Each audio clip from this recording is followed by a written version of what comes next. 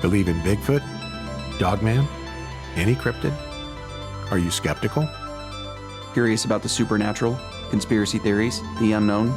Then come join us as we explore facts, tall tales, and encounters on Creatures and Curiosities.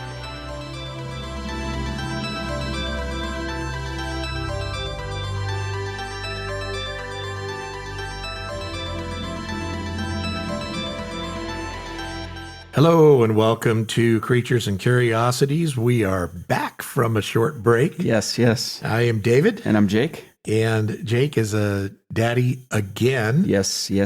Little Jack was born into this world. Yeah, and he's Like strong and healthy, and so is mom, and so we're just happy. Yeah, We're that's happy. really awesome. Everyone's doing good. You guys are home, which is good, out of the hospital. I was stir crazy the first night in the hospital. Yeah. I'm a homebody. I like to be home. Yeah, same. Or in the woods, one of those two. Yeah, Yeah, any place but a hospital room. Yeah, exactly. First off, I hate hospitals, but I mean, it is a necessity. Could have had a midwife come out and, have the birth at home, but it's a good thing you didn't, because you had a few little issues. Little hiccups But everything's all good, and now you're the father of 3, so you got 3 more to go. Yeah, we'll see. Yeah, my oldest son said, we were just talking in the hospital, and he told my wife, his mom, obviously, we're going to have 10 babies total. Oh, goodness. And she said 10. And he's like, well, it's less than 100. And I was like, well, it's a strong argument. He is correct. It is less than 100. He is correct. I don't know if we're going to be doing that, though, buddy. Yeah, it's crazy. I don't think I could handle that many kids. Yeah. 6 was enough for me, but they are a joy. If I was filthy rich and had like 200 acres, sure, bring it on. I don't care. Sure. But I'm not filthy rich, and I don't have 200 acres. And then everybody'd say you're running a commune or something. That's anyway, fine. I would have compound walls that are about 8 foot tall around the entire perimeter. So there you go. You'd almost be like a Branch Davidian. Yeah, exactly. Except not crazy. Have to move to Waco. Yeah. Oh, anyway. Well, yeah, we do somewhat apologize for having to take that break if you guys were looking forward to the vampire episode. But you know what? Little babies are more important than podcasts. That's right. So we had to do that. And now we are ready to jump into vampires. Yes, I'm excited about this one. So there's so much information on vampires that we clearly can't cover everything, but we figured we'd get down to the basics and go over some of maybe the origins and what different people believe. And are there vampires? I mean, that's the big question of the day. Which there are, but Of course there are. There has to be. Yeah. So let's start off with a basic description of what a vampire is or what he might look like, or she. So a vampire basically is a mythical creature, if you believe that they're mythical, they could be real, that lives by feeding on the blood of people or animals. Now, in modern day society, we look at vampires, and because of movies, they can never sustain themselves on animals, right? Right. Yep. Every time. They're trying desperately to not have to kill humans, so they eat rabbits or whatever, but it's just not enough kind of thing. But when you go back into more ancient vampire stuff, they were able to drink the blood of animals to get by. So there is no one definitive description of a vampire, but there are commonalities amongst many of the European type vampire legends. Right. Vampires were seen as undead humanoid creatures that often visited loved ones and caused mischief or death in the neighborhoods which they inhabited while they were alive. And so those early beliefs were that they would rise from their graves, and they would really only torture the area that they're used to. Yeah, whatever town they grew up in. So if you grew up in Bozeman, Montana, you're going to stick around in Bozeman, Montana. Yeah. You're going to feed on people that live there. And they didn't range outward. That was the original concept. Of course, now in modern day culture, they set up covens and they're all over the place. They're all over the place, right? So in early days, vampires were usually reported as being bloated in appearance with ruddy, purplish, or dark-colored skin. And that's one of the ways you could tell if they were a vampire. So you look at, your average person walking through London and they're pale-skinned or whatnot, but then all of a sudden you come across this bloated, purplish-skinned person, Boom, vampire. They were a vampire. Yep. That's the way they saw it. And that was attributed usually to the recent drinking of blood, which was seen seeping from the mouth and nose when that person was seen in its shroud or coffin. And a lot of times they would report that the left eye was open. You got to keep a watch out. Yeah. And so when they suspected that somebody was a vampire, they would like exhume them, right? And then if they saw blood around the mouth or leaking out the nose or their skin was bloated, they were a vampire. It was almost a guarantee. That's what they were. Yeah.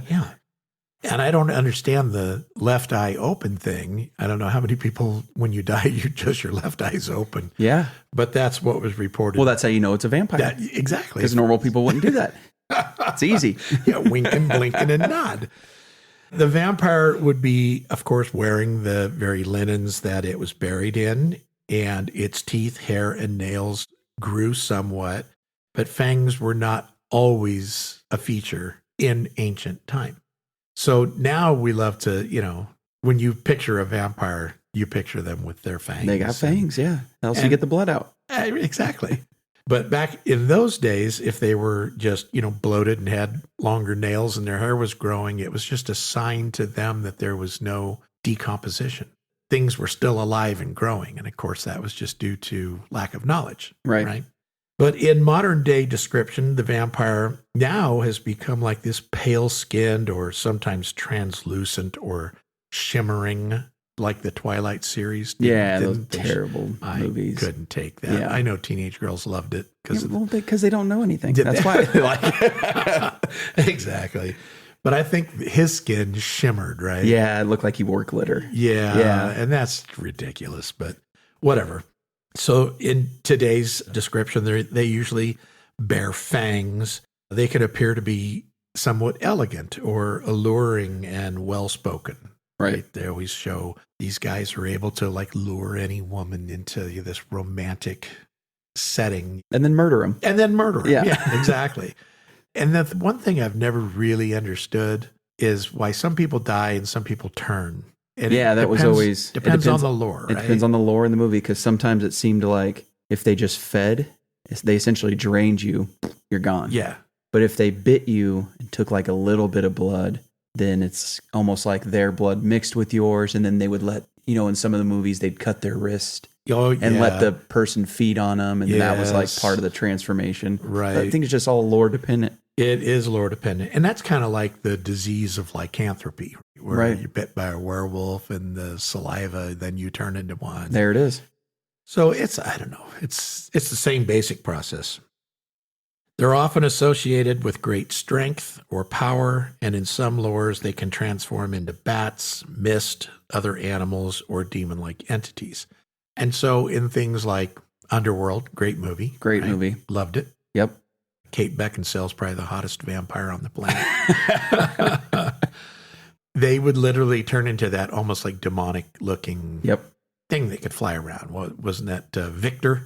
Right, was his name, and he was like one of the elders or I don't remember what they called him, but essentially he was one of the ancients or elders, and they rotated their time out to rule or whatever. Right. And even though she never turned into a bat in that series, he did.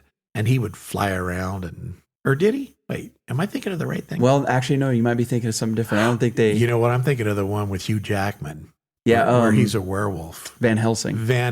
Yeah. That guy turned into that demonic bat thing that flew around. Victor did have wings, though, didn't he? Remember when I can't remember now. When they were doing the blood transfusion, when they pulled him up a century or something too early because she needed to talk to him. Oh, yeah, and he opens up. Doesn't he have wings or something? I don't know. Does he? I don't know. It's been so long. I have to watch him now. I can't remember. Got to rewatch the entire series now, just so I know. Just to get it, yeah. But one way or the other, they are depicted as things that can fly or transform into other things. So they can take on the normal appearance of a human being, but then turn into that demonic-looking entity. Oh, classic example of that would be From Dusk Till Dawn. Yes.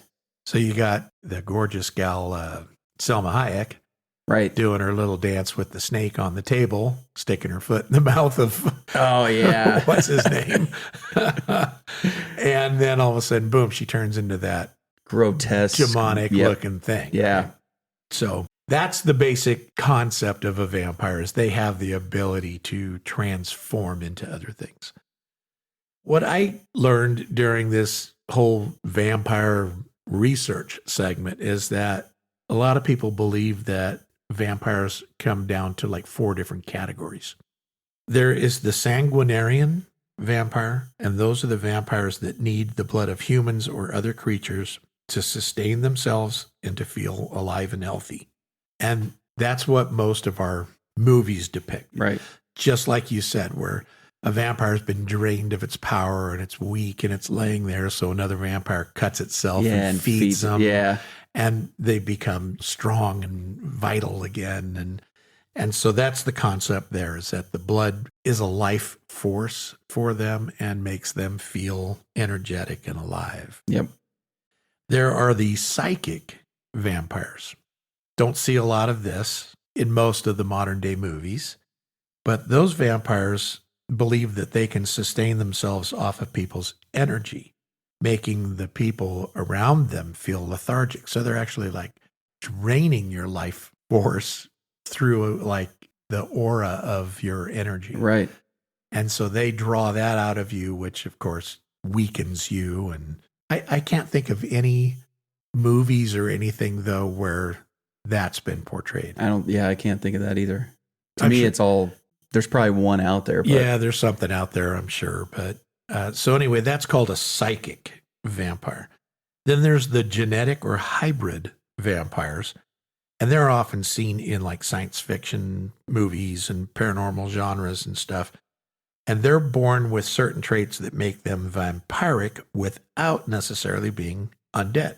So this would be almost like your daywalkers, right? Where they're humans, but they don't have. Now, I would say Blade, but Blade actually has to take that serum, right? So that he can be a daywalker and perform as a normal human being. Which another phenomenal movie. I love all the Blade. Yeah, the whole Blade trilogy. I love it. Yep. And I've actually watched it again recently. Not because we were doing a vampire episode, but just because I enjoy it. Well, you see it on and you almost have to. You have to. Yeah. It's kind of like Shooter with Mark Wahlberg. Every time. If it's on, I've watched it. I've watched it back to back. Yeah, 110 times at least. And that's kind of how I am with Blade. And I should be like that with Underworld, because I did love that movie enough where I could watch that over and over. It got a little outlandish with Michael, where, he became that hybrid. Oh, yeah. But he is not undead, so he's not that kind of hybrid.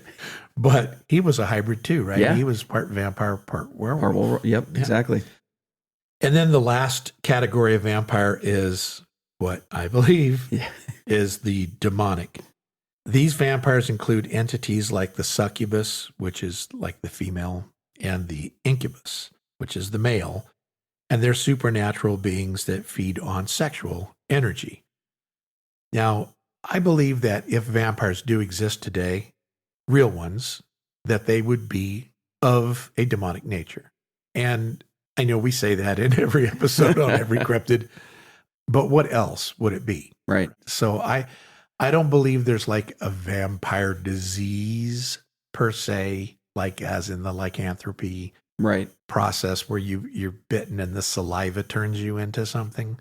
We've never discovered that, right? I mean, we've made strides in medical science, and I don't believe there's anything that says, oh, look, we found a strain that makes you a vampire. Yeah. But we do know that there's a spiritual realm, and I don't know that demons actually are allowed to attack us and drain us of our blood, but it makes more sense that a vampire would be demonic than just be a diseased person. Right. But everybody's going to have to make up their own mind on that one. We know where we stand with We it. know where we stand. Now, I found it kind of interesting that at least what Google will tell you, is that there are more than 5,000 people in the United States alone that actually claim to be a vampire. That's not a significant number when you're talking about 380 million people and only 5,000 of them are vampires.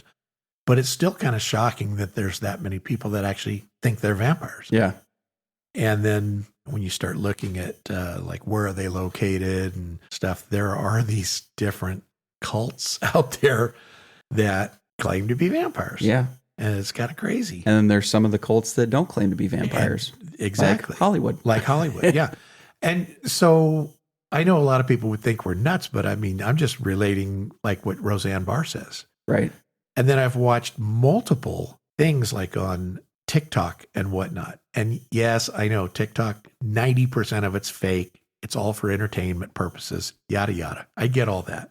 But there's so many people that have come out in the music industry and the entertainment industry that say that they are pressured into signing away their soul to the devil for the exchange of fame, fortune, longevity, whatever, whatever contract they're wanting to sign. Right. I've seen multiple interviews from people that have rejected it and said that that's crazy and they couldn't believe it. I watched an interview with 3 different musicians that said that, I won't say the record company, but that they actually have an altar to Satan inside the music studio when they take you in there, and they basically say they want to perform a ritual, if they want to be top of the charts, that they're going to have to do this because their ability alone isn't going to get them the fame and fortune. And these people rejected it. But now they're out there saying this is real. Right. Satan was the angel of music, amongst other things, but that was one of his gifts in heaven. And he uses music to infiltrate our thoughts and our minds. And you can, when you see a lot of pop music and the lyrics to it, you can see there's an influence there. Oh, and then the performances that go along with yeah, where they're dressing up in all red and wearing horns. You got Sam Smith out there portraying himself as the devil. Yeah. Justin Timberlake in his thing where I think it was him where he's like crying black tar out of his eyes. And then it's either Madonna or Lady Gaga or something where witches and stuff come and throw up on her, all the black tar on stage, and it's like, this is all just evil stuff. Yeah. And I'm not saying they sold their souls. I don't know one way or the other if they did, but why would you want to do that on stage? Why do you want to have the presence of evil on stage? Right. I know a lot of people would say, oh, it's just theatrical. It's just for fun. They got you. But I don't think it's just for fun. What's that saying that the devil's biggest victory is convincing you he doesn't exist? Right. So if you sit back and you just go, it's just for entertainment. Yeah. It's not a big deal. Let's just enjoy it. You guys are blown. Just listen to it. Yeah. All right. Well. Yeah, it's crazy. That's how they get you hooked. The world has gone amok. Yeah. Is the bottom line. But anyway, see, if you take all of that into consideration, and then you have somebody like Roseanne Barr coming out saying, now, how do you think these people maintain their youth and whatnot? They're eating babies. And then, the interviewer laughs at her and she's like, I'm being dead serious here. Right. No one wants to listen to me. They all think I'm crazy, but these people drink blood. They sacrifice children. They're eating babies' flesh. And all of this is known as paganistic, Satanistic rituals throughout time. They've done this for centuries. Sacrificed babies and drinking blood. Right. Which, of course, biblically, you're not supposed to, and let's get away from the sacrificing of babies, you're not supposed to drink blood, period. There's scripture against it. Yeah. So that is of the devil. And what was it, Billy Bob Thornton and what's her name? Oh, yeah. Jolie, whatever. Yeah, Angelina Jolie. That gal. Or they used to carry each other's blood in a vial around their neck and stuff. So that kind of stuff is out there. And I'm not going to say Roseanne is a nut because she might be telling the truth. Right. And if she is, then that is modern day vampirical stuff. Yeah. If they're slaughtering babies and drinking their blood for fame, fortune, youth, whatever their purpose is, I would consider that a vampire. How easy is it to dismiss her as well? Right. To just go, yeah, she's a nut. Right. Or if you're, not to get too far down the rabbit hole, but if you're part of it, how easy is it to make, because some people are just headline readers. They don't actually read stories based on actual journalism. They just see a headline and they go, well, that's the truth. I'm going to run with it. And then you get someone posting a headline saying, Roseanne Barr's crazy. Okay, cool. Now everything she says is crazy. Yep. Because I'm just going to believe what I read. Chalk her up as a nut. Yep. Just like we do anybody that sees Bigfoot or a cryptid. Yep. They're a nut. They're crazy. It's a misidentification. Yeah. Yep. It was exactly. It was an art show that you were watching. They weren't actually doing that. It's so easy to dismiss people. Yeah. And it's unfortunate because there are crazy people.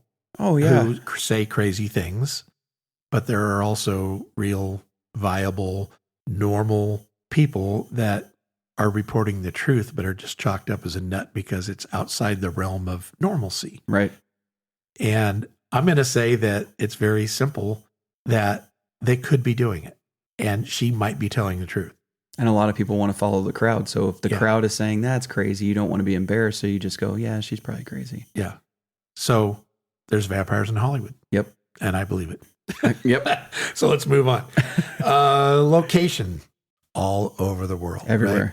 Every single culture has their own name. They've got their own something. Lore. I mean, a lot of the roots of this is European, but then it's everywhere else. Yep. It doesn't matter. You know, the Slavics and the Chinese and the Hebrews Japanese, and, everybody. Yeah. They're everywhere. Yep. And they all have a particular thing, and they might call it something different too. Right.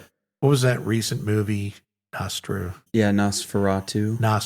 Yeah. You know. So he's a vampire of sort, right? Right. And that dates way, way back. That's in the day of silent movies. When that first came out. And that's based on 14th, 15th, 16th century vampire stories from, I think that was probably from European type belief. But it's been with us forever, and it's been throughout the globe. Let's put it that way. Here in America, popular locations for vampire activity is, again, it's rampant. But the big ones that you can actually look up, New Orleans. Yep. New Orleans, famous for not just the French Quarter and Café du Monde for beignets, but voodoo activity, witchcraft, fortune telling. Well, they also are famous for their vampire cults there. Texas, which I didn't know, but Texas is one of the states that boasts vampire communities known as courts. And then in like Atlanta, they have this massive Atlanta vampire house where it's like a coven of people that get together that claim to be vampires. Yeah. Now, I don't know if they drink blood. I don't know what the actual culture is. Yeah. Could be like a mini Renaissance fair for them. Who knows? Yeah, it could. I mean, you might just dress up and enjoy every other weekend or something. You go there and have red wine and claim to be a vampire and call it a day. But these subcultures of supposed real life vampires do exist. And some of them are known to engage in the consensual ritual blood drinking. Where they get the blood, is it an animal? Is it a kid? Who knows? They're not going to, they wouldn't tell you. I mean, they'd just say, it's pig's blood. We get it from the butcher. But 300,000 kids go missing every year. Yeah. Who knows what's really going on? Anyway, when it comes to vampire location, they're everywhere, is the bottom line. Now, getting into the origin of the vampire, every culture throughout the world has a belief in the existence. During the ancient times, they were thought to be blood-drinking demons, which I think that's still what it would be, right? Right, yeah. Or they would call them like the restless dead. So the Mesopotamians, the Hebrews, the Greeks, Romans, the Gaelic, the Norse, and Slavic, they all had tales of demons and spirits that craved blood or flesh. Now, the Slavic beliefs are more our modern day type vampire. Yeah. And in fact, I didn't write it down, but it was like in the 1700s that the word vampire actually kind of made it into the English language. And it's believed that that word vampire came from Slavic languages. They had a name for a vampire that wasn't literally vampire, but it was uli or something like that. And it somehow turned into vampire and became a term in the English language. And I think it was like 1732 or something that occurred. But there's so many different origin stories throughout the world that it's really difficult to discuss each of them and how all of those contributed to our modern day belief of vampires. It's just too extensive. It takes us hours and the hours. origin story could be its own. Yes. And then when you dive into it, every culture has their own. And so by the time you try and put all that together, roll it all into how did that become today, that it would just take us forever. Yeah. So we're not going to do that.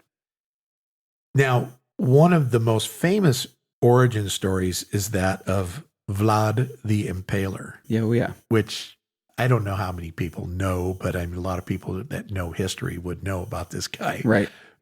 Vlad, whose actual name was Vlad III of Wallachia, he adopted the name Dracula from his father, whose name was Vlad II Dracul. And Dracul meant dragon. And he was a member of the Order of the Dragons. So Vlad the Impaler actually kind of ruled that Wallachia area in 3 different reigns in the 15th century, like mid 1400s or so. And he ruled that until 1476 when he died. Now, Vlad had a reputation for being extremely cruel. Oh, yeah. Right? So he was a terrible guy. And he was famous for impaling his victims. And then there were some stories, I didn't put them in our notes here, but there were some stories about he was known to take his bread and dip it into like a cup of blood from his victims. So after he impaled them, he would go up, fill his cup with blood, dip his bread in it, and eat it. Yeah. And so years, of course, later, actually centuries later, Bram Stoker got the inspiration to write his 1897 novel about Dracula that was influenced by Vlad. So he kind of saw, he took what Vlad did, right? And then the drinking of blood, and he turned it into this creature that was named Dracula that drank your blood. And so that now influenced popular vampire culture. So if you think about, 1897 to now, that's a long time to keep this tradition not only alive, but flourishing. Oh, yeah. I mean, there's probably more movies about Dracula, vampires, than there is any other thing that I can think of. Possibly, yeah. There's a lot of UFO movies out there and stuff, but I think vampires, I think they've got it beat. Yeah.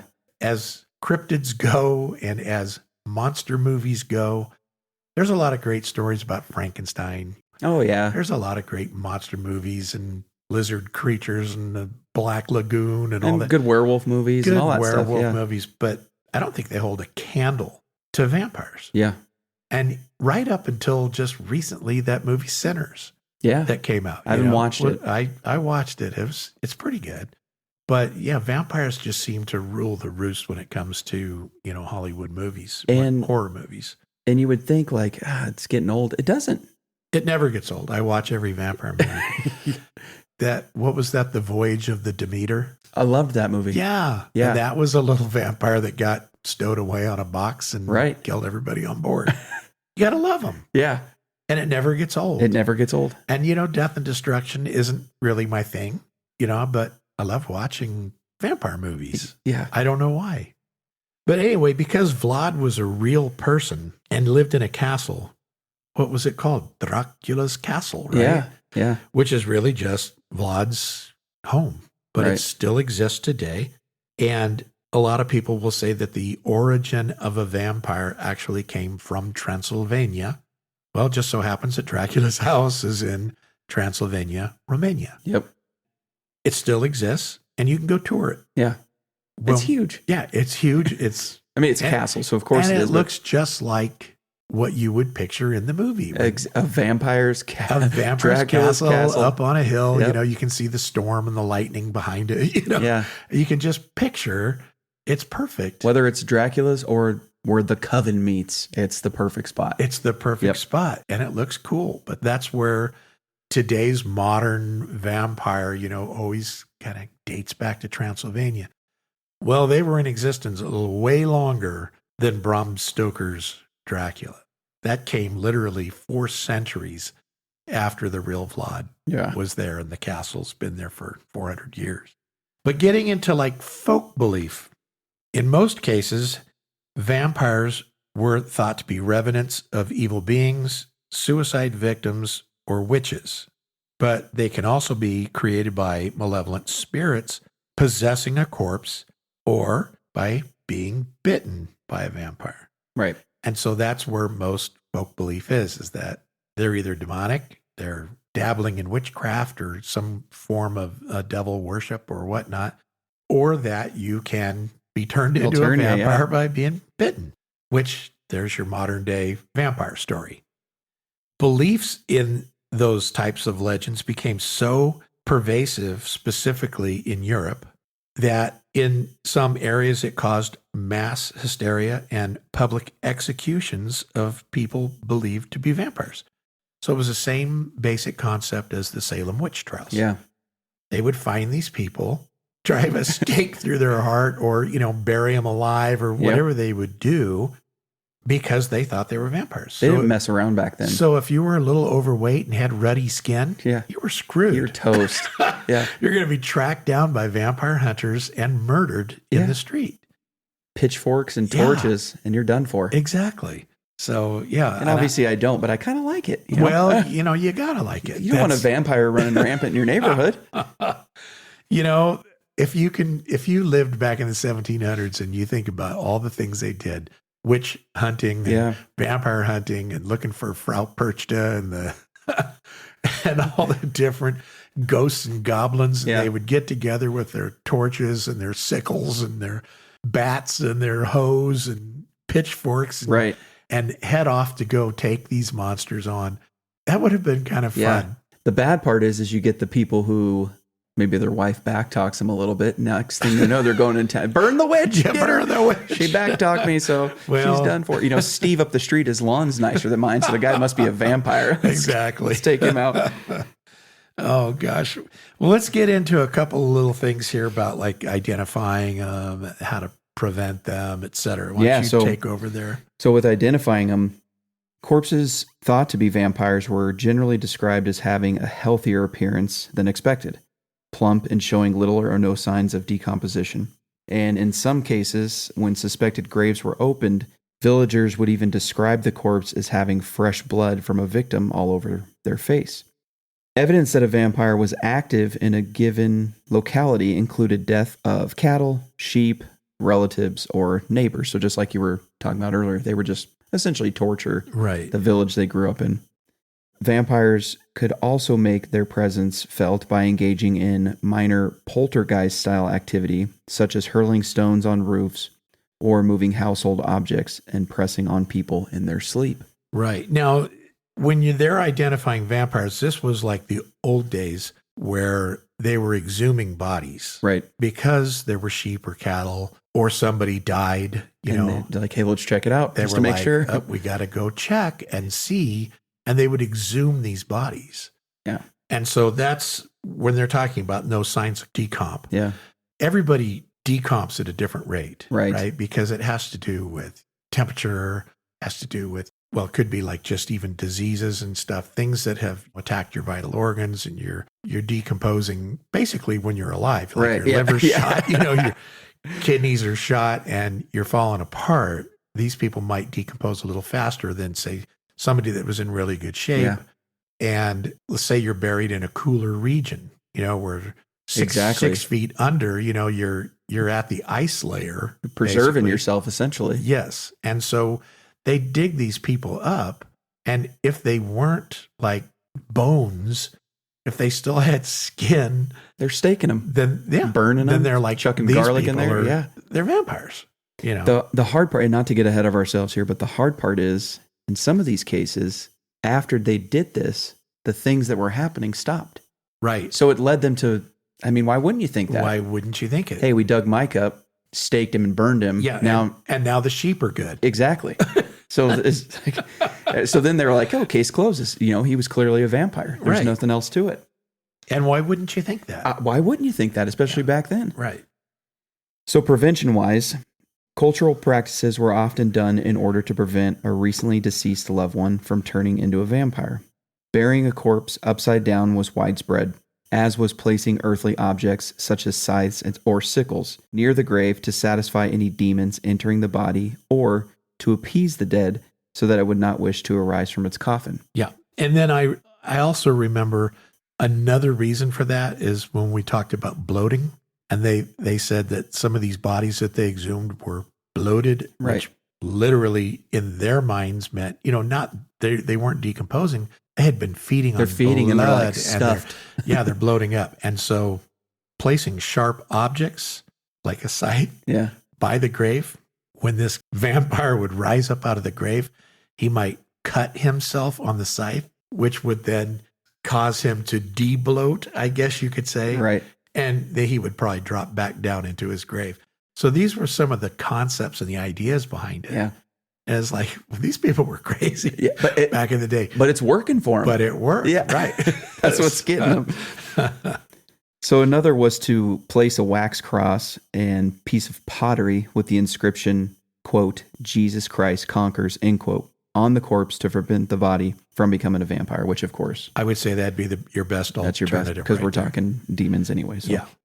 Other methods commonly practiced in Europe included severing the tendons at the knees or placing poppy seeds, millet, or sand on the ground at the gravesite of a presumed vampire.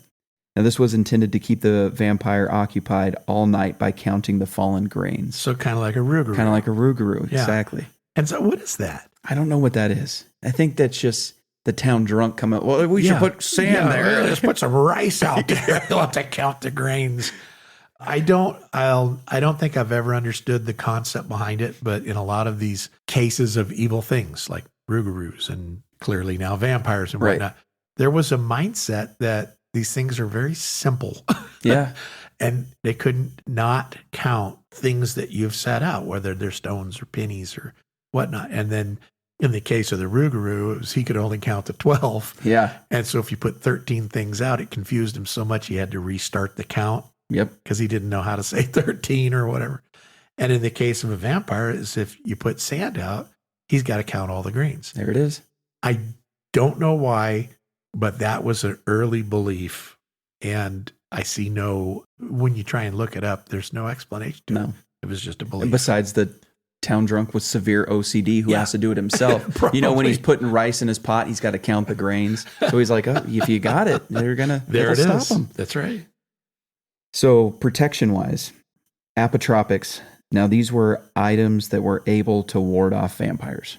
Okay. That typically, I think you were saying, were said to have some kind of magical power. Right. It's not necessarily just the item itself, but there's some magic to it. Yeah. So the term apotropic actually means magical things to ward off evil, is what that is. So perfect.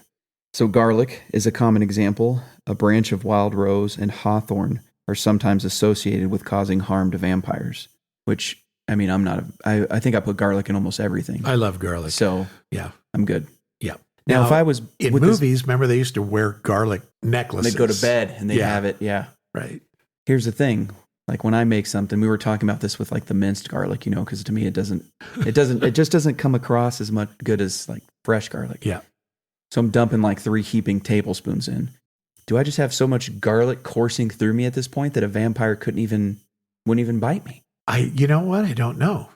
I would think that they could smell the garlic in your blood. They just go away. Right? And they'd go away, but maybe not. Maybe you have so much garlic coursing through your veins that they don't realize it, but they bite you and they get sick. Maybe, they walk away with a little tummy ache, but you've already been bitten. I'm done for. Yeah. Yeah. So I think you're better off to wear the garlic necklace and that's probably, and maybe a little garlic salt or something shaken on your chest or whatever. Now, sacred items such as a crucifix, rosary, or holy water. And some folklore also states that vampires are unable to walk on consecrated ground, such as that of churches. Right. Now, movies like to play with that one. Right. So sometimes in the movies, you see people run to the church and get inside and they're safe. Other movies, what was that one, Midnight Mass or something? That's a Netflix show, right? Yeah, where the priest was a vampire. Right. So in that particular scenario, it didn't matter. Yeah. He was not only in the church, but performed sermons on Sundays and was turning people, as they came to church. So I don't know. That's one that Hollywood likes to play with. Right. And I've also seen other ones where supposedly the vampire is so powerful that when people hold a crucifix out, thinking that he's going to back away, that he laughs at them and slaps it out of their hand. I've seen that too. And usually in the ones I can remember, and I can't remember the movies, it's always the ancient one or the originals, the ones that are pure blood, as they call it. Now, do you remember? Now, I'm probably going to be wrong, but I don't think so. Dracula 2000. Did you ever see that one? Long time ago. Was that the movie that had the twist at the end where this powerful, powerful vampire, they finally get him up on the roof, and I think he somehow is put on a cross or something? I can't remember exactly. It's been years since I've seen that one, but the twist was that he was actually Judas. Do you remember that? No. So when they find out that he's the original vampire and he's the most powerful vampire on earth, they find out that it was Judas Iscariot who had, of course, betrayed Christ, right, hung himself, and then became the original Walking Dead vampire. So I thought, now that's a different take from, the Hollywood perspective, that he was the betrayer of Christ. So he is basically the epitome of evil. He's walking evil, yeah. Walking evil, and was cursed to walk the earth. Now I got to watch it for the remainder of his life. I think it was Dracula 2000. But anyway, so everybody has different takes on vampires and their power. I would think that a crucifix, the name of Christ, a church, holy consecrated ground would be your best bet against any force of evil. Agreed. Yeah. Mirrors have been used to ward off vampires when placed facing outwards on a door, and in some cultures, vampires do not have a reflection and sometimes do not cast a shadow, perhaps as a manifestation of the vampire's lack of a soul or their weakness to silver. Now, silver was always supposed to ward off werewolves, right? Shoot them with a silver bullet, etc. But I have seen a lot of adaptations to silver and vampires that it doesn't kill them, but it weakens them. And so some cultures do believe that. And of course, silver was used in mirrors as the reflective backing. I don't know that it would prevent them from doing anything, but I suppose you could see where if it weakens them, they may not want to be around. Right. And also we have direct sunlight and UV rays that may ward off or even kill the vampire. Yep, there's the movies where the sun touches them and they burst. Yeah. And Underworld, remember they developed the UV bullet? Yes. Where they shot them and then they just disintegrate. Yeah. But a lot of other movies, not so much. Yeah. It just burns their skin and they can wrap up in something and go out in the sun. And if they can't get out of it, then they're toast. Yeah. I think of 30 Days of Night. Yeah. Remember that one where they come through and then at the end he sits as the sun rises and love it. Up he goes. Now, in some lores, it was claimed that when a vampire's grave was recognized, eating bread baked with its blood mixed into the flour, or simply drinking it granted the possibility of protection. And other lores claim the eating of dirt from the vampire's grave would have the same effect. Yeah, now that's going way back. That's ancient time stuff where they actually thought about when they exhumed a body, they'd take blood from that vampire and drink it, thinking that it would create an immunity. Crazy. It's like their flu shot. Yeah. Crazy concept. And the dirt one's weird too. And that's back to the drunk guy again. Yeah, have you tried eating the dirt? Oh, gosh. Yeah. Now, some traditions hold that a vampire cannot enter a house unless invited by the owner. After the first invitation, they can come and go as they please. Yeah. Now there's a lot of that in modern day movies. Right. In fact, there was the original and then the remake of the movie Let Me In. I don't know if you ever saw that. That was the one about the little girl that moved into an apartment building. And the neighbor boy. Yeah. Yeah. And then she kept saying, you have to say I can come in. And then, of course, he does, and they develop this friendship. I was trying to look into why do they have to be invited in? What's the whole point behind that? Right. And came up with a few answers of what people think. And one of them is just like the sanctity of your home, that your home is seen as this like protected, sacred place. And the rule that a vampire must be invited in symbolizes the idea that evil can't just come in wherever it wants to. It has to have permission. So that goes almost like biblical, right? Right. If you have Christ in your heart, there's no room for evil. If you invite evil in, then it has free reign. He has free reign, and there's no more room for Christ. Yep. And that's the concept of the vampire. The vampire is evil, and if you invite it in, it has free reign. If you tell it, no, you can't come in because my home is blessed, it can't cross that threshold of good. Right.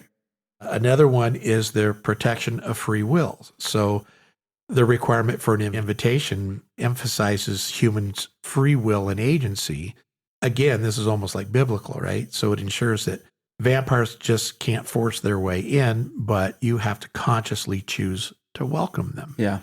Again, that's biblical, right? Free will. Free will. There's consent. By needing an invitation, the vampire is bound by a form of consent. And that highlights the horror of a victim's own choice, whether through manipulation or ignorance, to let in the danger. Again, biblical, right? We make choices in life and then bad things happen, but it's because we allowed it. Right. And we wanted it. We made those choices. Yeah. We invited it in based on a poor choice. Right. And so all of this stuff, if you think about it, has biblical ideology to it. Which just shows that we're right. They're evil. They're evil. They're demonic. And the last one that people came up with was it's a metaphor for sin. Again, biblical. Right. That the idea originated from older religious beliefs where the devil or sin can only enter your life if invited. Right. Which all of these are essentially different ways of saying that right there. I mean, that's all it is. So, yeah, moving on. Methods of destruction. So methods of destroying vampires vary. The most common is driving a stake through the vampire's heart. Some cultures would drive the stake through the mouth or stomach. Different regions use different woods to make the stake, but aspen was a preferred wood, as it was believed that Christ's cross was made from aspen. Makes sense. Placing garlic in the deceased's mouth, or placing a brick, stone, or metal between the teeth, and pouring boiling water or holy water on the grave. Yeah, the whole brick, stone, metal thing between the teeth was that it could not gnaw its way out of the grave. And that, like, if you shoved a brick in its mouth and stuff, and you're like breaking the teeth. And there's something in there that prevents it from being able to bite. Can you imagine? Can you imagine you're standing at your loved one's funeral? Right before they lower the casket, the guy that works there just comes over and starts shoving a brick and smashing all their teeth out. Oh, man. And then just looks and shrugs his shoulders like, just in case. Just in case. Oh, well, the next one's just as bad. Yeah, just as bad. So decapitation was another method, with the head buried between the feet, behind the buttocks, or away from the body. This act was seen as a way of hastening the departure of the soul. The vampire's head, body, or clothes could also be spiked and pinned to the earth to prevent rising. Yeah, now that one would be horrifying too. So a guy comes in, shoves a brick in your mouth, cuts your head off, shoves it up your ass. All in front of the family. Yeah. And it's like, this was supposed to be a wake. My kids are here. Come on. I can't wake up, Dad. Oh, my goodness. Decapitation and burning of the body. Now, this was believed to completely eliminate any chance of the vampire rising again. Yeah, see, that one makes the most sense. Makes the most sense. But here, and of course, better safe than sorry, right? But if you're burning the body, why would you have to decapitate it? Yeah. I don't know. Better safe than sorry. Something but about that whole separation of, head from body. Yeah. Who knows? But yeah, if you burn the body up, then there's nothing that can rise. Yeah. So to me, that would make a lot of sense. So I like either the crucifix. Yep. Bury that with a crucifix on his chest or something. I think the power of Jesus is better than anything that you got. Yeah, anything. All right, let's move on to some notable cases. Now, normally we would do sightings, but I don't know that you're going to actually get any sightings of vampires. Not real ones. Yeah. Unless you're part of the inner circle. I was going to say, now, if you're in New Orleans and you go into one of those havens, then I guess you could say, yeah, I saw like 25 of them. Yeah. You know, we meet every Saturday. Yeah. And so, but we're eliminating those. Right, because those are the people that are furries on Saturdays and vampires on Sundays. Exactly. And so sightings to me would be more like, you know, John was walking down the street and he saw a vampire sucking the blood of a female in an alleyway or something, and he yells, "Hey," and she drops to the ground with 2 holes in her neck, and it turns into mist and goes through the alley away. Right. So that's, to me, that's a sighting, not just, you know, well, you know, there is the Atlanta House of Vampires. Yeah. Okay. Yeah. But those aren't sightings. Yeah. Mary works at Target on Wednesdays. That doesn't make her a vampire on Saturdays when she goes. Right. Yeah. And you know what? When we were talking about the popularity of vampires, would you say that, like Halloween, that little kids, would you say that a vampire is the most popular, or would it be a pirate and a witch and a princess? Or yeah, that's a tough one. In my day, in the 60s, I know I was a vampire several times. Yeah. I couldn't wait to be Count Dracula because they came out with those stupid teeth that you put in. And then they came out with not that it's hasn't been around for years, but I remember as a kid when they first came out, you'd go to the little hobby place or the Halloween party shop. Right. And it had the fake blood in a tube. Yeah. You know, and so I'd wear my little fangs. My mom made me a Dracula's cape. Right. You know, with the little red satin on the hood and all that. And I loved going as a vampire. See, and I always combined stuff when I was a kid. So one year I was a vampire, but I was a cowboy vampire. There it is. I think I did a cowboy zombie one time too, because I was big into, you know, cowboys and Indians as a kid. So yeah. But yeah, I don't know if kids do it as much nowadays because they have so much more stuff, even more than when I was a little kid. Oh yeah. Well, and all the little girls are dressing like Taylor Swift. Yeah, which is probably is a vampire. So they're essentially they are dressing up like vampires. Oh goodness. All right. Well, so we're going to get into some notable cases, and I don't even know that we need to cover all the ones that we found because there's several. But these are cases that they're pretty old. Yeah. Right? But it's what really spawned the idea and the concept of vampires in the early days when people were digging these people up and doing stuff. And it just kind of shows the mindset and why mass hysteria took over, specifically Europe. And some of these cases are pulled, it's not like Reddit stuff, it's pulled off like .org history websites from different countries. These are actual cases that these people were determined at that time to be vampires. Now we're going to have a little debunking section on vampires at the end, and we can debunk some of this, but you have to remember that this was the mindset in the 1500s and whatnot, when they were still treating syphilis with a coat hanger that was, you know, heated up and inserted in you. You know, it didn't cure anything at all, but that was the medical mindset of the time. And so these cases literally turned into people that were hysterical because they just knew that these things were vampires. So we're going to kind of touch on some of these if you want to do that. So in 1336, a newspaper described a shepherd named Mislata reportedly returned from the grave to haunt villagers. They exhumed him and staked him, which resulted in him bleeding from the wound. And because he bled, they burned him.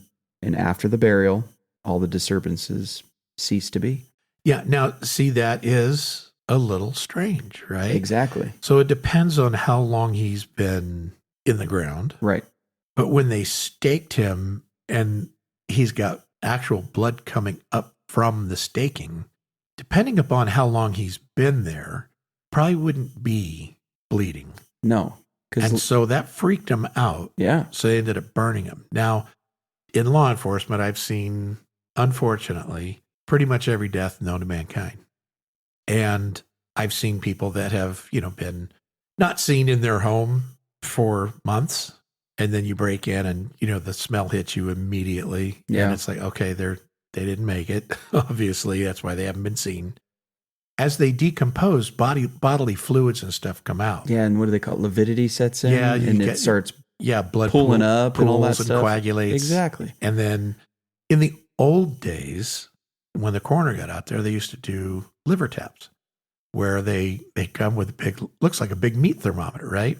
And they puncture your side and they go into your liver and they take the temperature of the liver. And that's how they don't even do this anymore, to my knowledge. They used to take the temperature and determine time of death, which was not all that accurate, but it got them in a ballpark. Right. But what I remember back then is every time they did that, they never bled from that wound.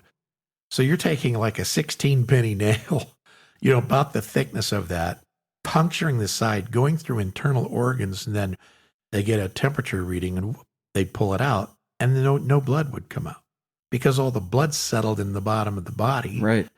And so in this particular case, if this guy had been, in his grave for months and they stake his heart, but it's pumping blood out, you almost got to wonder. Exactly. Was this guy a vampire? And then after that, everything just stops happening? And then everything stops, yeah. So that one could be viable. I don't know. Because he also could have been exhumed a day after he died or something. Right, yeah. We don't have the specifics on it, but that one's kind of freaky. See, and I would assume if he's reportedly returning from the grave to haunt villagers, we're talking at least one night. Right. At least a night. And somebody saw him. Because why would you go to his grave? And it's villagers, plural. Right. So not just somebody, but several people. Yeah. So that's how I would read that. Yeah. So my Slaughter was a vampire. Yeah, exactly.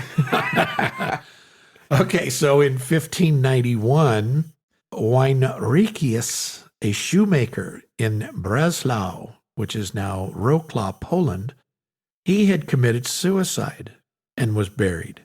And soon after, the townspeople claimed that his ghost was harming people at night. So again, he was exhumed 7 months later, and his body was still fresh. They reburied him under the gallows, but more attacks were reported. So they dug him up again, they staked him, they dismembered him, and they burned his corpse. And then all the incidents stopped. See, how do you explain that? Or do you? Well, I guess unless you say, well, it's just a coincidence. Because Wojnarikius was a vampire. Exactly. That's how you explain it. Yeah, it's either that or you chalk it up to pure coincidence. Yeah. And there's just some things that are just too coincidental for me to say that it's a coincidence. Yeah. Something was going on there. Well, and they exhume him once, rebury him, and then everything's continuing to happen until they chop him up and burn him, and then all the incidents in that village stopped. So, yeah, he's a vampire. Exactly. Yeah. Plain and simple. The first quote-unquote real vampire in historical record was Yuri Grando from Istria, which is Croatia, who reportedly died in 1656, but continued to terrorize his village for 16 years. His case was documented by Johann Weikard von Valvassor in his 1689 work, The Glory of the Duchy of Carniola, which was an encyclopedia, making it the first written account of a person being called a vampire. So 1656, the encyclopedia called somebody a vampire. Boom, there it is. So that's quite some time back. So, okay, another one. Peter Plogajewicz, 1725. This is a Serbian case where a man was said to have returned from the dead and he killed his neighbors, leading to public fear and investigations. 9 villagers died after his burial, and each of them on their deathbed named him as being a vampire.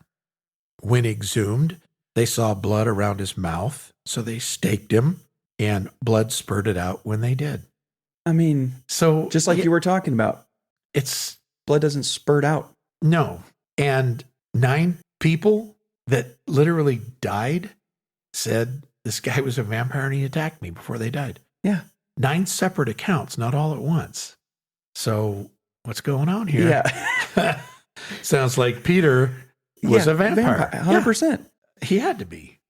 Either that or 9 people sacrificed their lives to come up with the greatest prank in history. Right, yeah. Just to get their old buddy Peter back. Oh, that's just crazy. So Arnold Pale from 1727 to 1728 was a Serbian soldier who, after being attacked by a vampire, died. Villagers reported him returning from the dead and killing people, leading to his body being exhumed and further investigation by Austrian officials, bringing wider attention to vampirism. He was stuffed with garlic and staked. Oh, okay. So the Serbians in the 1720s obviously had some vampire issues. Yeah. He was attacked by one, died, and then came back from the dead and was killing people. Yeah. So Peter and Arnold, both Serbians, were vampires. Yeah, period. Exactly. There's nothing else to it. Yeah. The fact that, again, after they're staked, everything stops is the key here. Yes. So, I mean, if you were just to put this in like modern day perspective, if 2 people a week were dying in Bozeman for unknown reasons, and then somebody said, you know, I saw old Johnny McGillicuddy here. Yep. Good old Johnny. Who died last year, but we saw him in town and he was roaming the alleys. And every weekend, 2 people are killed. Right. So somebody finally says, you know what? Let's exhume Johnny. Yep. You exhume him. He's got blood around his mouth. And everybody says, you know what? And he looks fresh. And he looks fresh still. So you drive a stake through his heart and he bleeds. You burn up his body. And then from that day forward, nobody else dies in an alleyway in Bozeman. There has to be something to it. Right. And that's what these cases all are. It's the incidents of the hauntings, the killings, whether it's cattle and sheep, whether it's people, they all stop after they exhume these bodies. Yeah. And perform these rituals on them. There has to be something to it. There has to be. Yeah. So I don't know what it is. I don't know what it is either. And people will go, oh my goodness, you guys are crazy. But explain what it is then. Yeah. And I suppose you could just go right back to it's mass hysteria is what it is. Right. People were so afraid of vampires, they came up with these stories. But when 9 villagers are dying, a town's been terrorized for 16 years. They exhume a body, stake it, and it all stops. And the people who are dying are claiming that it was the guy. Yeah. Then there's just something more to it. Right. But, you know, who am I? I digress. So little Sarah Roberts, 1872 to 1913. She was an English woman who died and was buried in Pisco, Peru. After her death, a legend evolved that she was a vampire and the bride of Dracula. On June 9th, 1993, the 80th anniversary of Roberts' death, locals in Pisco feared she would come back to life and take her revenge. It was reported that hundreds of people bought anti-vampire kits complete with stakes and garlic. I'd pick one up. Absolutely. Before descending on her tombstone to throw holy water and pray and await her resurrection. Pregnant women fled fearing that Robert's spirit might try to reincarnate itself in their unborn child. So they're clearly thinking like demonic stuff. Right. Television and radio stations broadcast live from the graveside. So come on. Why would they be out there if they didn't think something was going on? Exactly. Right? But Rutter's news agency reported that Roberts, quote, stayed peacefully in her coffin, end quote. Believers in the occult, however, warned that the spell was dormant and nobody was safe from Mrs. Dracula. The police dispersed the disappointed crowd, many of whom were self-styled vampire hunters, armed with stakes and crucifixes, and local witch doctors even turned up to exorcise the tomb. Now, ironically, in August of 2007, a massive earthquake struck Peru, killing hundreds of people and destroying a large part of the city. The cemetery where she was buried was completely devastated, except her grave was not damaged in the least, which then reinforced the locals' belief in her evil or demonic powers. Yeah. Which, of course, she didn't resurrect because they prayed over the grave and threw holy water on it. Right. Which goes back to what we were saying. The strongest thing you can have is that. Right. So they kept evil in its place. Yeah. And then they were all disappointed when it was all said and done that she didn't come up out of the grave and the news media didn't get it live on camera. Right. Well, they shouldn't have been praying over it, throwing holy water on it if they wanted her to come up. Yeah. Should have just pulled out a lawn chair and sat back. So it's crazy. And again, you can say this is all coincidence if you want to. But when hundreds of people die and an entire cemetery is decimated due to a massive earthquake, but her grave isn't touched. Yeah, that's a crazy coincidence. It's a super weird coincidence, yeah. But the next one is probably one of the most well-known that they believed was an actual vampire. I'm going to have you go into that one, and I'll just kind of interject as you go. Now, another well-known figure in vampire lore is 19-year-old Mercy Brown. Now, Brown is said to be one of the most notorious vampires in history. She lived in Exeter, Rhode Island in the late 1800s. Similar to the witch trials of Salem, Massachusetts, there was a period of time when residents of New England believed that vampirism was also an evil disease, and the bodies of the undead would often be searched for what townspeople considered to be signs and symptoms. Now, Brown was one of many members of her immediate family who passed on around the same time, thus prompting an investigation into their deaths and the potential for vampirism. During this time, it was not uncommon for people to blame such a mass tragedy on one family member, citing vampirism as the cause. It was a combination of biology and coincidence that Brown died during the winter in New England and was also buried in an above-ground vault, which helped to preserve her body for longer than the average burial. Therefore, when her body was exhumed and examined, it was determined that vampirism was the cause of such miraculous preservation.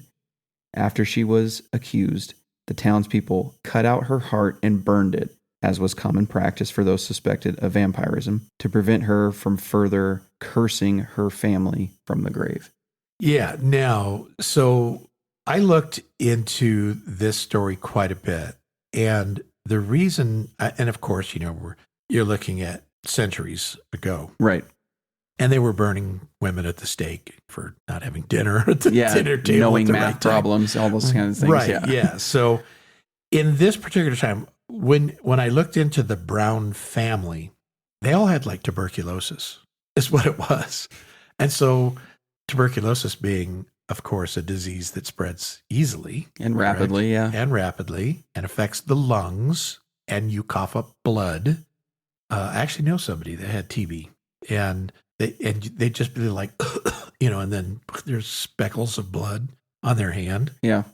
And back in this day, it was common belief that when somebody died, who did they torture? Neighbors and families of the area, the neighborhood that they were from, right? Exactly. And so when this entire family basically died, now one of the guys was a survivor. We might get into this later. I don't remember if I put it in there or not.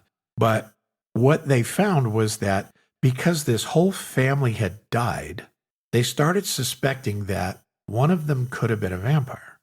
And so as they're exhuming these people, Mary was in this vault. Well, it's cold. So the vault there was cold. So when they pulled her out, her body had not started the same decomposition process as the other family members. Also, because she had TB, she had blood around her mouth and whatnot. Right. And so when they pulled her out, they went, oh my God, look at that. Mary is a vampire. Her body is still good to go. She hasn't rotted like all of her other family members. She must have slaughtered her own family, and she still has their blood on her face. Yeah. So what do? They cut her heart out and they burn it. Yeah. What else are you supposed to do? What are you going to do? Now, obviously, nothing happened after that because her entire family was wiped out anyway, but based on disease. So when you study this specific case, the whole family died from tuberculosis, but because her body was still somewhat intact because she wasn't buried in the ground, she was buried in a tomb, and it was cold, so it preserved her. Naturally, she was a vampire. Yeah. So that one, I think you can debunk way more so than, say, like Peter and Right. Yeah. some of the other people, that were pulled up from the ground and killed, and then the incidents stopped. Right. This particular case, clearly, poor Mary was just a victim of tuberculosis. But she's now the most notorious vampire in history because she wiped out her whole family. Yeah. And that's what they believed back in the day. Now, April 16th of 1922, around 6 a.m. in the morning, a man was walking along Coventry Street in London when he was grabbed by a man, and the man sunk his teeth into his neck and began sucking on him. He woke up at Charing Cross Hospital and was told by doctors that his neck had been punctured by something resembling long, thin spikes. Later that day, 2 more victims experienced the very same attack at the same location. An off-duty police officer was overheard in a pub saying that the police had hired a local vampire hunter. Allegedly, the hunter had tracked the vampire down to the Highgate Cemetery, where he found him laying in a coffin, and he drove a stake through his heart, and that ended all future incidents. You gotta love it. Now, you could chalk that one up as a nut. Right. I suppose. You could also say it's a vampire. And then you got to ask the question, this vampire hunter that tracked this guy down at a cemetery and found him laying in a coffin, did he commit a murder? Yeah. Did he just literally stake some innocent guy? But what was he doing laying in a coffin? And exactly. So the story is too strange to not think that it could be real, right? Yeah. Who walks around biting people in the neck? And why would the doctors describe it as a long, thin spike? Yeah. It would be a bite mark. And why would... From normal teeth. You'd think so. Right. Right. And why would a police department hire a vampire hunter? I mean, that's just absurd is what it is. But nonetheless, if this actually occurred, was that guy a vampire or was he a lunatic walking around? And why was he sleeping in a coffin at a cemetery? And how did this guy track him down? See, there's just not enough information on this one to really say, wow, that's awesome. I mean, it's a great story, and it may or may not be true. Right. But nonetheless, if it is true, that guy had to be a vampire. Yeah. And how cool of a job does that guy have to be a vampire hunter cruising around? Exactly. But that reminds me of one of our other episodes that we did very early on. Was it, was it a father and son or 2 brothers? Do you remember they were out hunting cryptids and claimed that they had killed like 50 of them? Oh, was that Wampa's cat or something? I can't remember what episode that was, but I do remember that. Now, I can't remember if it was the brothers or father and son combo. Yeah, one got life in prison. The other one escaped law enforcement and was killed. I think it was brothers, right? Yeah, I think it was the brothers. And gosh, I don't remember what episode that was now. I know. But see, people in history have done this kind of thing where they've claimed to be monster hunters or vampire hunters or whatever. And you just got to wonder, are they out there murdering innocent people? Yeah, are they actual monster hunters and we just think they're murderers, or are they just a couple of paranoid schizophrenics who are out stabbing people? I don't know, but they're either heroes or they're murderers. Yeah, one of the two. One of the two. And and we'll never know. No. Because once you kill the creature, now in the case of like a werewolf in the movies, you kill a werewolf, he returns back to human form. So if you were a werewolf hunter and you killed one, and the police show up and there's a body there. You just killed a man. You just killed a man. Right. In the case of a vampire, I don't know. How could you prove that it was a vampire? Right. You can't. No. So you got to stake these people and then go into the wind and be on the run. For your whole life. For your whole life. You kill people and you run. In the name of justice. Yeah. I don't know, man. It's weird, but I love it. But there have been people that are self-proclaimed hunters of these evil things. And then if you get into the spiritual realm, then you've got Keanu Reeves as Constantine, that he's a demon hunter. Yeah. I love that movie. I did too. And the question is that a reality? Are there people that actually hunt demons, because I don't think you can kill demons. Right. But I don't know. It's all craziness. It's all fascinating, and it's fun to talk about. So those were our notable cases, most of them from quite some time ago. But now let's get into like debunking what the beliefs were from back then. Yeah. People have offered like many theories for the origin of vampire beliefs, ranging from like premature burials to lack of knowledge of the body's decomp cycle after burial. And I think that does explain a lot of like the old time stuff. In the 1500s, when people weren't exactly sure medically on how things were going on, during a death process, and they dig somebody up and they see that, they didn't rot as fast as Jimmy did over here in this grave, that they jump to the conclusion that he's a vampire. Right. But let's get a little bit into like decomposition. They suspect vampirism when the cadaver didn't look like they thought it should look. And that led vampire hunters to mistakenly conclude that a dead body had not decomposed at all, or to interpret signs of decomposition as signs of continued life. And a lot of that has to do with like hair growth, nail growth, skin not decaying properly or what they expected. Teeth appear to be larger.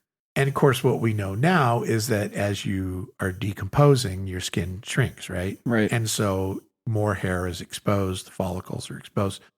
Your fingernails aren't actually growing, but the cuticles are withdrawing.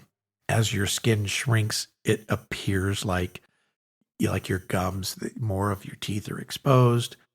And they didn't know that back in the day. Or maybe even medical people knew that, but the crazy townspeople that exhumed people didn't necessarily know that. Right. And again, decomp has to do with, I've had numerous dead bodies in my career. And when I worked in areas of severe cold, when I worked in snow country, people would go up and unfortunately take their life or whatnot, sitting by a tree, and then somebody find them 8 months later. And then I'd get called out to it. And then these people were in perfect tact. It's like nothing happened to them other than they're dead. Right. And it's because they're in 20-degree weather. And so it preserves their bodies. So they've been frozen. Conversely, I've had cases in the desert when I worked out in the Ridgecrest area where people have died out in the desert and within just days, the blazing sun and the 110-degree weather, their skin is blistered up and, it's just rotted off. And right. You'd think they'd been dead for 5 years, and it's been a couple of days.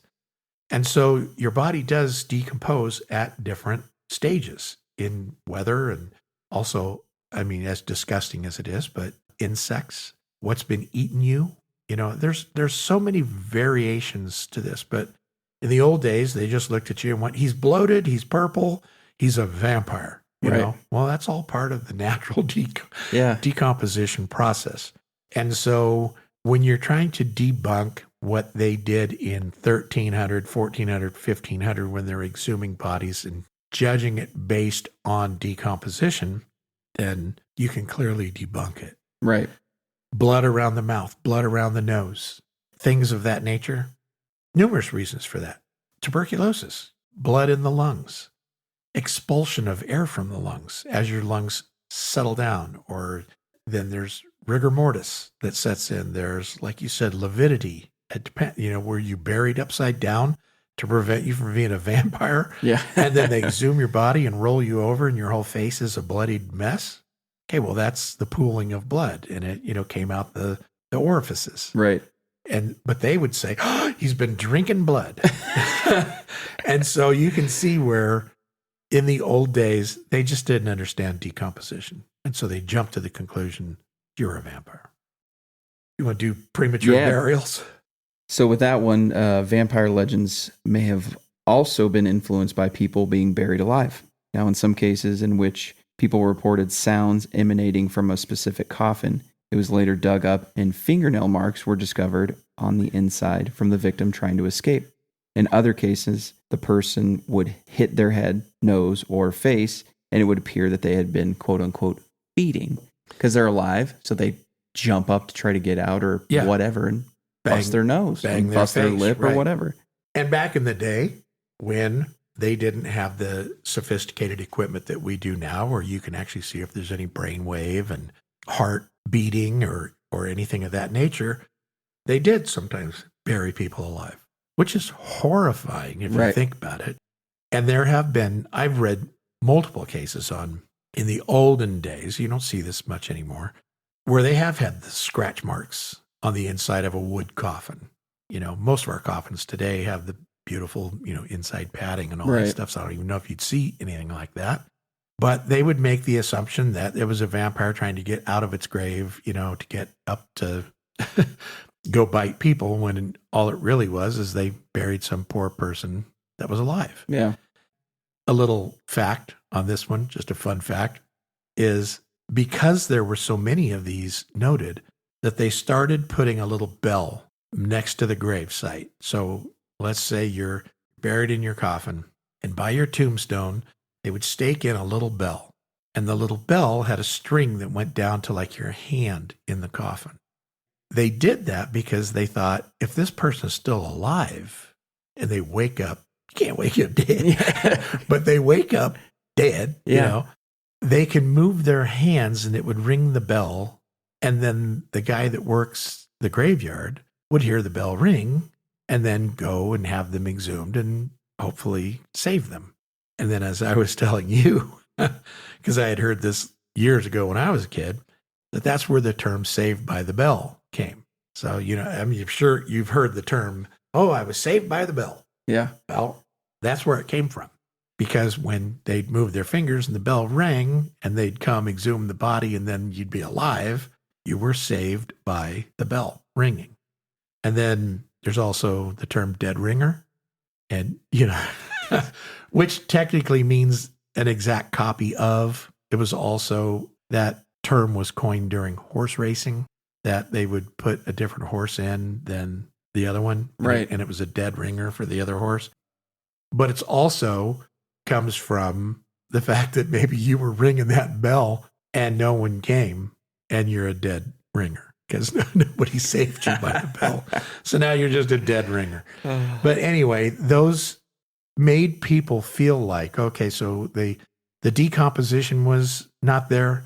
The fact that there were scratch marks on the inside. So these people had to be vampires. Yeah. They just couldn't draw the conclusion that maybe we screwed up and buried this guy alive. Right, yeah. And then there's disease. Vampirism has been associated with like multiple deaths from unidentifiable or mysterious illnesses, usually within the same family, as in the case of little Mary Brown. Diseases such as like tuberculosis, pneumonic forms of bubonic plague, and all that kind of stuff were associated with the breakdown of lung tissue, which would cause blood to appear at their lips. That is literally what happened in the Brown case. So they all die from TB. They're all buried. Her body didn't decompose fast. She's got blood on her face from the tuberculosis. And so they think she's a vampire. And so they're like, yep, rip her heart out and burn it. we're gonna desecrate her body because she's clearly a vampire. Right.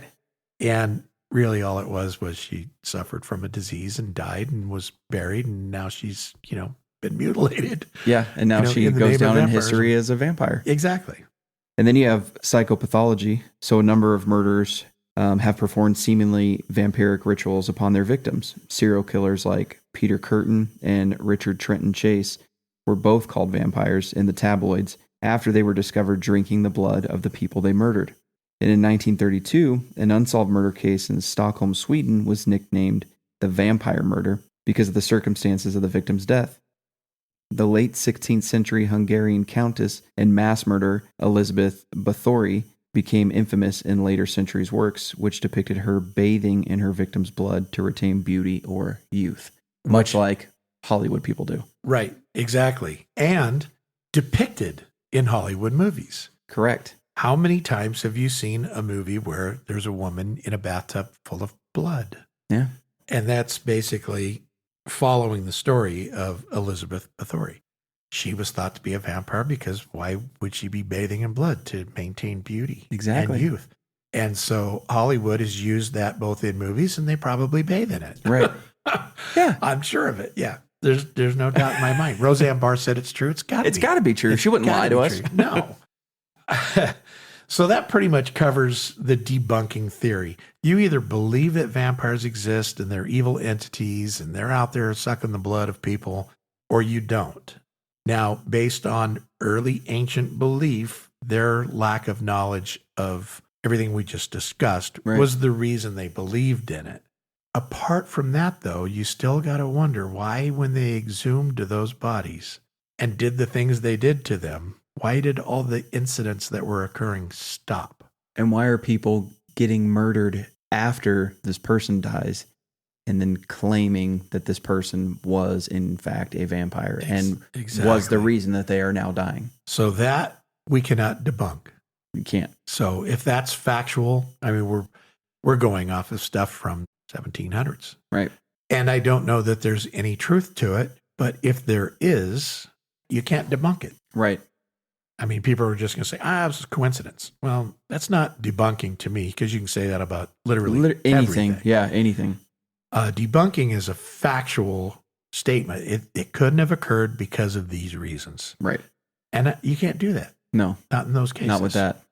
So normally we would move on to our popularity phase. This, though, too numerous to cover. Yeah, it's like we were talking about earlier. Yeah, we did talk about some movies, but this dates way back. I mean, I remember as a kid, you had Dark Shadows, which was a great TV series. You had Munsters. Yep. Oh, Grandpa was a vampire. She was too, right? She was a vampiress. Yeah. Whether it's a TV episode, whether it's a movie, there are so many, and so many good ones too, that it's impossible to talk about them, because we could spend the next hour just listing movies about vampires. And again, like Halloween, the popularity of being a little vampire. I don't know that there's like festivals or anything of that nature, because I didn't look, because there's no reason to. Right. Everybody knows what a vampire is. Right. And they're out there in force, as far as our popular culture goes. Movies, television shows, plays, music. Yeah. One of my favorite songs, even though it's not very Christian-like of me, but the band Falling in Reverse. Yeah. They made a song called I'm Not a Vampire. If you've never heard it, you got to listen to it. All right. Yeah. And listen to not the original, but they did a remake of it where it's orchestrated. There's a whole video behind it. It's so cool. Anyway, I digress. We could go all day on popularity of vampires, so we're just not going to do it. Pick your favorite vampire movie and run with it. There it is. And I think that's all we've got on vampires, because we are running really late on this one. This is a long episode. You got anything else to add on vampires? There's so many other little things that we didn't add in, but it's like you said, we could be here all day. Yeah. And tomorrow. And the next day. Because vampires is a great topic for discussion. Yeah. And there's just so many fun things about it, evil things about it. I don't think I could say good things about it. Yeah, no. Besides the movies. Yeah. Gotta love those. So anyway, I think we're going to wrap up on vampires. Yep. And in 2 weeks, as long as everything goes good in the household and Jenny doesn't need help with the babies, we'll get back to it. And I think our next episode is going to be on the Flatwoods Monster of 1952. I've been eyeing this one for a while now, so I'm excited to do it. I say that about all of them. But because we just love what we do. This occurred in West Virginia. Some people think it's an alien. Some people think it's a monster. Yeah. No sightings really since, so there's not much to talk about as far as current day stuff, but a very fascinating case. Yeah, big time. And one we're going to give you as many details as we can on it. Yeah. So with that being said. Yeah. Thanks, guys. Thanks for joining us today. If you enjoyed the show and you want to help us out, then go ahead and give us a follow, leave us a review, and don't forget to turn on the automatic download button so you don't miss any upcoming episodes. And as always, if you've had any experiences, stories, thoughts, comments, or questions, we'd love to hear from you. Send us an email to cryptidfanatic@gmail.com. Let us know if you'd like to be on the show or just have your story featured during one of our episodes.